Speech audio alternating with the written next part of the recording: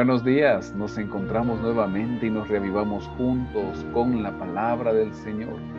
Hemos llegado al día de preparación, día especial porque pronto llegan las horas sagradas del día del Señor, del Santo Sábado. Jesús había demostrado su poder sobre la naturaleza, sobre los males físicos, las enfermedades, sobre los demonios. Y en este capítulo, el número 9 que estudiaremos hoy día, también va a enseñarnos que tiene poder sobre el pecado. O cuánto necesitamos nosotros que el Señor nos perdone, que el Señor limpie nuestros pecados. Pero antes de nuestro estudio, empecemos en oración. Oh Padre Celestial, gracias por tus bendiciones, gracias porque nos das una nueva oportunidad. Gracias porque hoy podemos ir a ti. Hoy, Señor, tú quieres limpiarnos de nuestros males, de nuestros pecados. Hoy, Señor, quieres que estemos a cuentas contigo, pero también con nuestro prójimo. Estamos, Señor, terminando esta semana. Queremos ponernos en tus manos, caminar contigo y empezar bien tu santo día de reposo.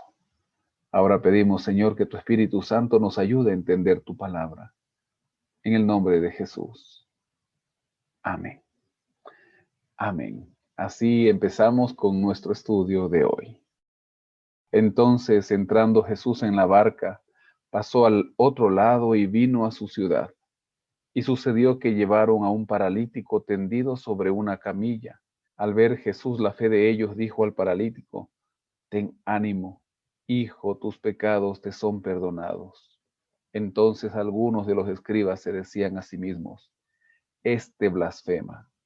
Conociendo Jesús los pensamientos de ellos, dijo: ¿por qué pensáis mal en vuestros corazones? ¿Qué es más fácil decir: los pecados te son perdonados, o decir: levántate y anda? Pues para que sepáis que el Hijo del Hombre tiene potestad en la tierra para perdonar pecados. Dijo entonces al paralítico: levántate, toma tu camilla y vete a tu casa. Entonces él se levantó y se fue a su casa. La gente al verlo se maravilló y glorificó a Dios, que había dado tal potestad a los hombres. Tus pecados te son perdonados. Ten ánimo.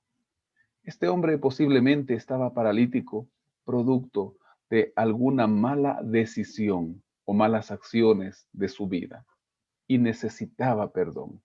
Muchas veces nosotros queremos sanidad personal, sanidad por alguien que amamos, algún conocido, pero debemos darnos cuenta que lo primero que esta persona necesita es encontrarse con Jesús, encontrarse con la salvación, encontrarse con el perdón de Cristo. Ellos empiezan ahí a cavilar, a pensar: este está blasfemando. Y el Señor les dice: ¿qué es más fácil? Ellos podrían decir a cualquiera: tus pecados te son perdonados. Nosotros podríamos decirle a alguien que sus pecados le son perdonados, porque los pecados no los vemos. Pero Cristo, que está en los cielos, Él puede perdonar nuestros pecados. Él puede limpiar tu vida. Él puede hacerte feliz. Y Él tiene el poder de hacer milagros. Entonces le dice al paralítico: levántate, toma tu camilla y anda. Y así sucedió. El mismo milagro de sanación, de restauración espiritual, física, de restauración familiar, el Señor puede obrar hoy en nuestras vidas. La gente se maravilló de aquello. Saliendo Jesús de allí, vio a un hombre llamado Mateo, que estaba sentado en el banco de los tributos públicos, y le dijo: sígueme. Él se levantó y lo siguió. Aconteció que estando él sentado a la mesa en la casa, muchos publicanos y pecadores que habían llegado se sentaron juntamente a la mesa con Jesús y sus discípulos. Cuando vieron esto, los fariseos dijeron a los discípulos: ¿por qué come vuestro maestro con los publicanos y pecadores? Al oír esto, Jesús les dijo: los sanos no tienen necesidad de médicos, sino los enfermos. Id pues y aprended lo que significa: misericordia quiero y no sacrificios, porque no he venido a llamar a justos, sino a pecadores, al arrepentimiento. Los fariseos estaban escandalizados, pues decían que Jesús se relacionaba con pecadores. La Biblia de Andrews dice, un dirigente religioso y judío de aquella época debía tener en cuenta las apariencias y la imagen. Dime con quién andas y te diré quién eres, dice el viejo refrán.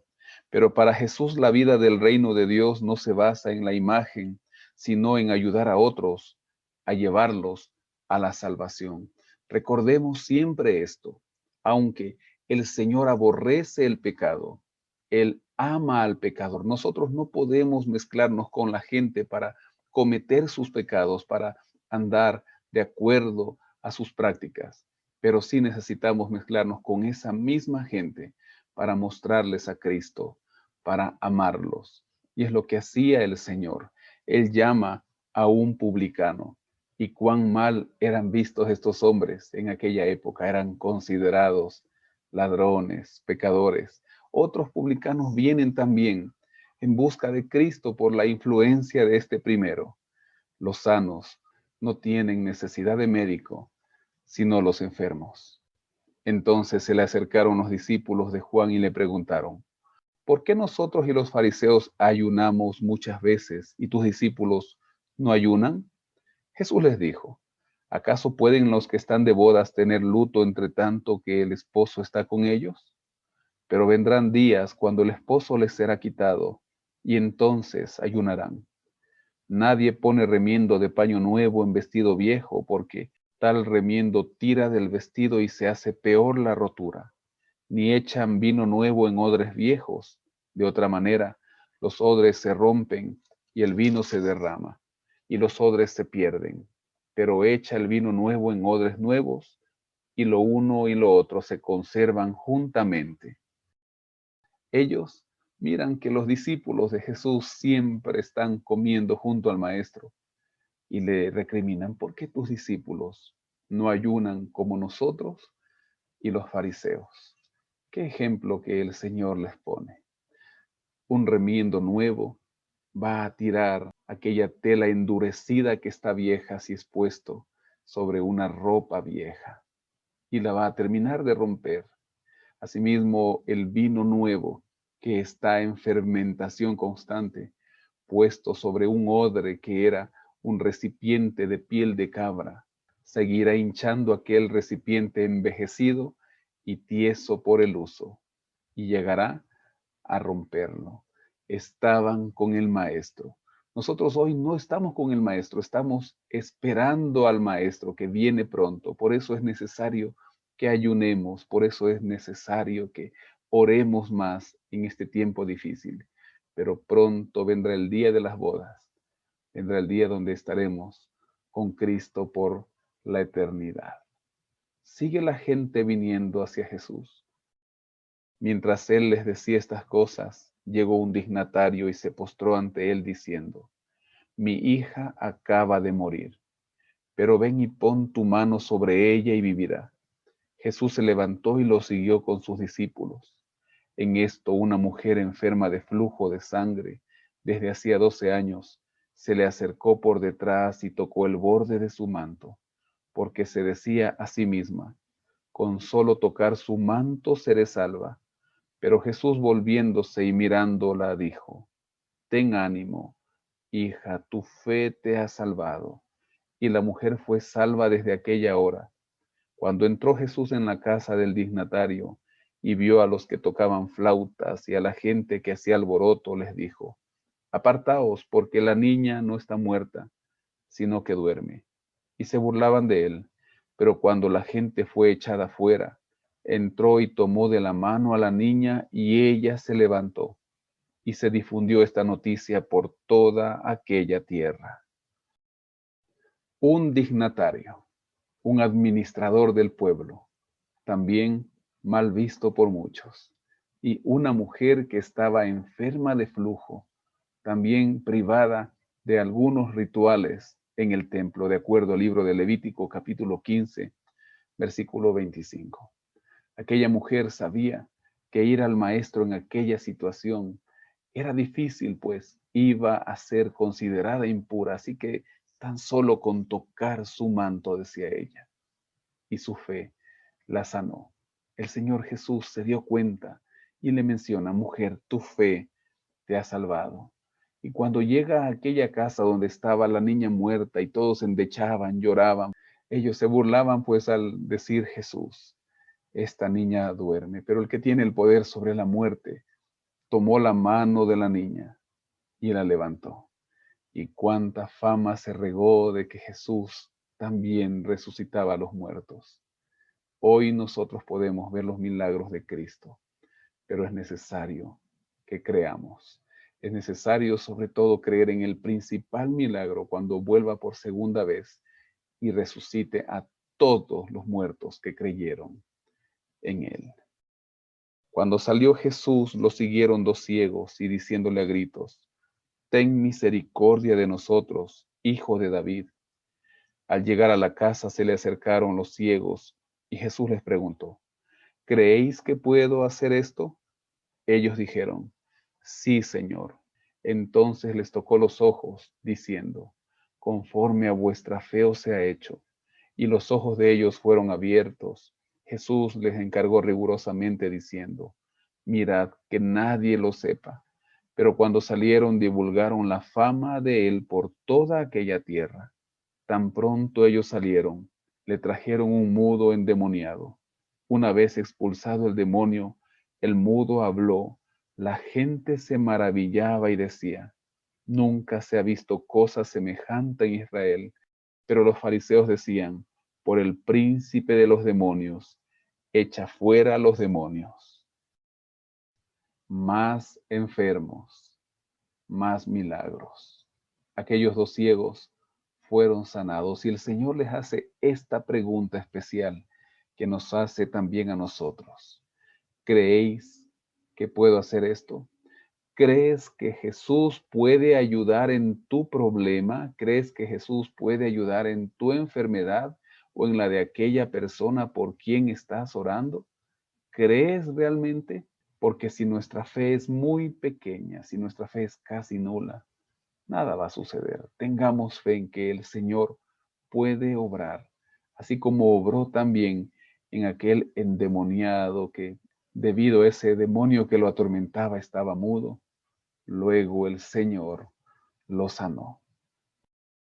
Recorría Jesús todas las ciudades y aldeas, enseñando en las sinagogas de ellos, predicando el evangelio del reino y sanando toda enfermedad y toda dolencia en el pueblo. Al ver las multitudes, tuvo compasión de ellas porque estaban desamparadas y dispersas como ovejas que no tienen pastor.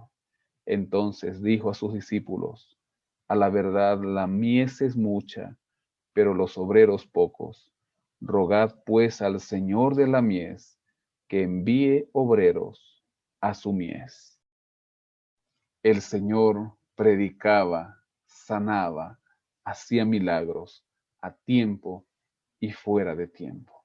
El Señor intensificó su ministerio cada día durante esos 3 años que lo realizaría aquí en esta tierra. Y le dice a sus discípulos: rogad al Señor de la mies que envíe obreros a su mies. El mismo ruego necesitamos hacer. Señor, envía obreros. Quizá estoy orando en esta mañana, hablándole a usted que debería ser un obrero, pero está sentado y todavía no está realizando aquel trabajo. La mies es mucha, hermano querido. Hay mucho trabajo que hacer y los obreros son pocos. Oremos para que usted también sea enviado. Oremos para que el Señor envíe más obreros antes de que Cristo venga y muchas personas sean salvas. Terminemos en oración. Oh Padre, gracias Señor por tus misericordias, gracias por el milagro de la salvación, gracias por Cristo nuestro Salvador también, que hoy está, Señor, junto a nosotros. Leemos en tu palabra que Él obró milagros mientras estuvo físicamente en esta tierra, pero también somos conscientes que sigue obrando ahora. mientras está en el trono celestial, y que con su omnipresencia y omnipotencia puede obrar ese milagro hoy en nuestra vida, en la vida de aquellas personas por quienes estamos rogando, intercediendo, orando, Señor. Acompáñanos en este día, que dejemos todo en orden y que nos gocemos de tu presencia. Bendícenos, Señor, lo rogamos en el nombre de Jesús. Amén. Amén. Que tenga un feliz día, un excelente día de preparación lleno de bendiciones.